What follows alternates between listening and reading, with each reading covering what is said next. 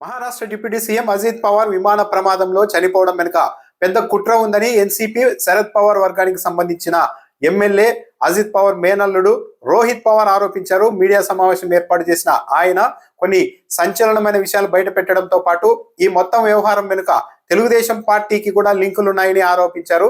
వెంటనే కేంద్ర పౌర విమానయాన శాఖ మంత్రిగా ఉన్న రామ్మోహన్ నాయుడుని ఆ మంత్రిత్వ శాఖ నుంచి తప్పించాలి అని కూడా డిమాండ్ చేశారు.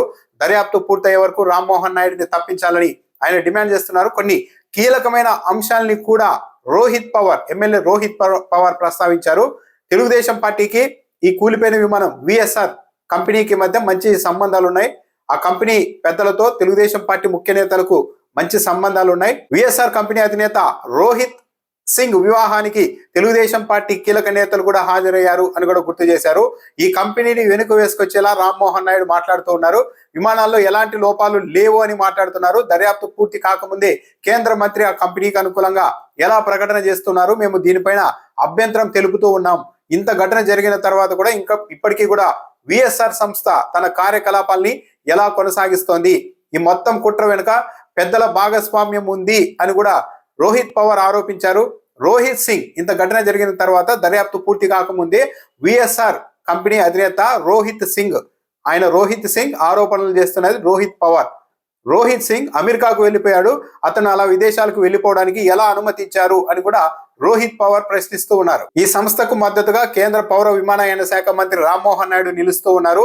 కొన్ని కీలకమైన పత్రాల్ని తారుమారు చేసే వ్యవహారాలు కూడా నడుస్తూ ఉన్నాయని రోహిత్ పవార్ ఆరోపించారు. ఈ విమానం కూలిపోవడం వెనుక భీమా కుంభకోణం కూడా ఉంది అని రోహిత్ పవార్ అనుమానం వ్యక్తం చేశారు.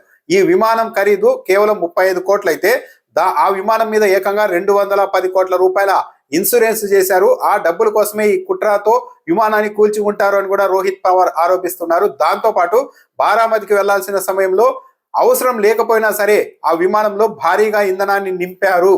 అలా ఇంధనాన్ని భారీగా నింపడం ద్వారా విమానం కూలిపోయిన సమయంలో ప్రమాద తీవ్రత పూర్తి స్థాయిలో ఉండేలాగా ప్లాన్ చేశారు అని కూడా రోహిత్ పవార్ ఆరోపిస్తూ ఉన్నారు. విమానం నడిపిన సీనియర్ పైలట్ కి కొన్ని వ్యక్తిగతమైన సమస్యలు ఉన్నాయి.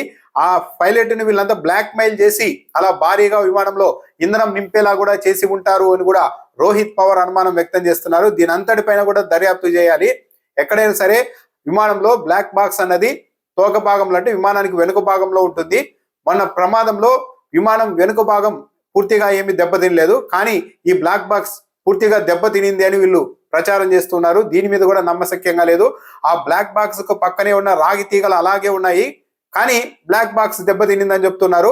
1100 డిగ్రీల ఉష్ణోగ్రత వద్ద కూడా ఈ బ్లాక్ బాక్స్ తట్టుకునేలాగా ఏర్పాట్లు చేస్తారు. మరి అలాంటిది ఇప్పుడు దెబ్బతినిందని చెప్తూ ఉన్నారంటే ఇవన్నీ అనుమానాలు ఉన్నాయి. వీటన్నిటి మీద లోతైన దర్యాప్తు జరిపించాలి. అప్పటి వరకు రామ్మోహన్ నాయుడుని కేంద్ర పౌర విమానయాన శాఖ మంత్రిత్వ పరిధి నుంచి తప్పించాలి అని కూడా రోహిత్ పవార్ డిమాండ్ చేస్తున్నారు. ఈ ఆరోపణలు ఇప్పుడు మహారాష్ట్రలో కలకలం రేపుతూ ఉన్నాయి.